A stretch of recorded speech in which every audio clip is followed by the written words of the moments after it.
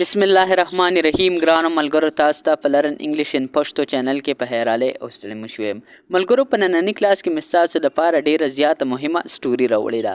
ملګرو، د دې سټورینو سره به تاسو انګلیش هم زده کوئ او دې سره به تاسو یو سبق خو هم تاسو د دینه اخلئ.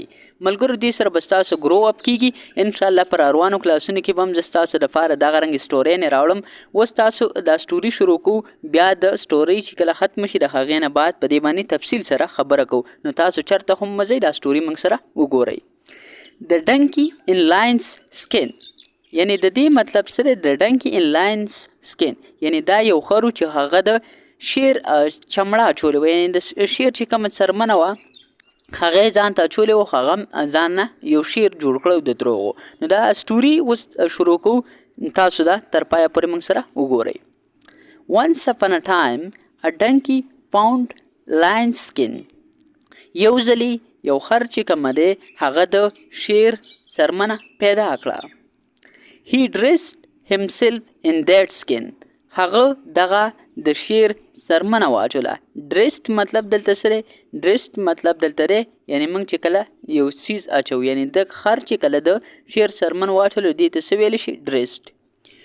Wherever he went the other animals and people feared him. یعنی چرته چې خو به هم دغه خر لاړی نو نور چې به کوم ځناورو او انسانان به هغه به د ده نه یریده. Everyone thought that he was a real lion. هر چا به دا سوچ کوو چې دا یو رښتونی شیر دی. Soon he started to think of himself as a lion. زر هغه دغه سوچ شروع کو دغه شیر، یعنی چې زه یو شیر یم، یعنی هغه خپل ځان داسې حسابو چې زه اوس بالکل شیر یم، ځکه چې هغه به چېرته لاړی هغه نه به ځناور خو هم تښتېده او انسانان خو به ترې میرېدل. نو بیا دوی ویل چې زه یو رښتونی شیر یم. ده دغه سوچ کې رال. One day he heard some donkeys braying in the village. یو ځلې د واورېده چې څه خره دي هغه د خر چې کوم اواز یې هغه کوي، یعنی خر اواز خو به تاسو ته معلوم وي نو هغه یې کوي. He wanted to show them that he can sing ever louder. یعنی کله چې دغه خرو خپل اوازونه کول نو دوی ویلې چې مطلب ده غوښتل چې زه دوی ته وښیم چې زما چې کوم اواز دی دا ستاسو د اواز نه ډېر زیات تیز دی. So he started braying and the villagers heard him. یعنی هغه څه وکړو، هغه اواز شروع کو د خپل خر چې کوم اواز یعنی څرمنې د شیر او اواز د خر شروع کو او چې کوم دغه کلیواله خلکو هغو دا واورېدو. They ran after him with sticks and beat him to death.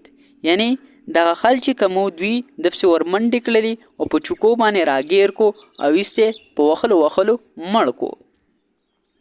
Thus the poor donkey paid the price of his foolishness.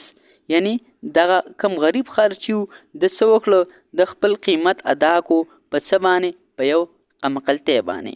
یعنی د دې اوس مطلب سره ملګرو دا چې کوم د یو خرو د شیر څرمنه پیدا کړه او د شیر څرمنه واچوله. کله چې د شیر څرمن واچوله نو بیا په دغه کم ځای چې نو په دغه ځای کې چې به دا چېرته هم لاړی څومره ځناور چې به هغه به د دوی نه یریدل.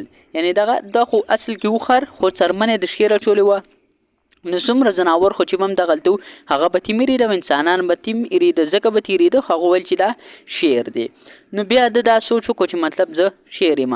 خو بیا څو ورځې پس دغلته خرو چې هغو خپل اوازونه شروع کړو او هغه چې خپل اوازونه شروع کړو نو دې خرو غوښته، یعنی دغه خر دا کوم چې د شیر څرمن اچولو دوی غوښتل چې مطلب زه دوی ته وښیم چې زه هم ستاسو نه تیز اواز کولی شم. نو کله چې هغه د اواز شروع کو نو د کلي خلکو هغه اواز واورېد، چې کله یې واورېد نو هغه ویل چې مطلب دا خو خر دی او ځان نه راته شیر جوړ کړی دی. نو هغو چې کومه دی د خر پسې شاته ورمنډې کړې، په چوکو باندې راګیر کو، په وخلو ایسته مړ کو. نو د دې مطلب څه دی؟ د دې نه خو تاسو یو انګلیش زده کولی شئ. دویم نمبر خبره څه ده؟ د دویم نمبر خبره موږ ته دا سبق زده کولی شو. تاسو به ډېر داسې انسانان لیدلي یا ډېر خلک به تاسو داسې لیدلي که نه چې هغوی مطلب غریبانان یا مطلب چې څنګه هغه رنګ ځان نه شو کوي. تاسو به ډېر خلک داسې لیدلي تاسو ملګرو کې هم دغه رنګ خلک چې هغو سره به پیسې دومره نه خو ځان به ډېر زیات غټ حسابوي.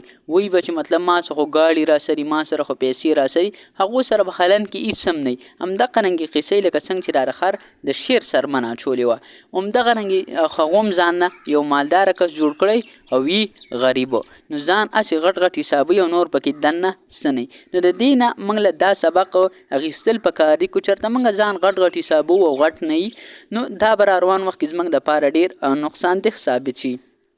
نو موږ تاسو له د دې دا سبق زده کول پکار دي، یعنې چې موږ څنګه هم وي همدغه رنګې موږ له خپل ځان خلکو ته هم شو کول پکار دي. یعنې موږ له خپل ځان موږ چې الله تعالی څنګه پیدا کړي د دې نه موږ له ځان بدلول نه دي پکار.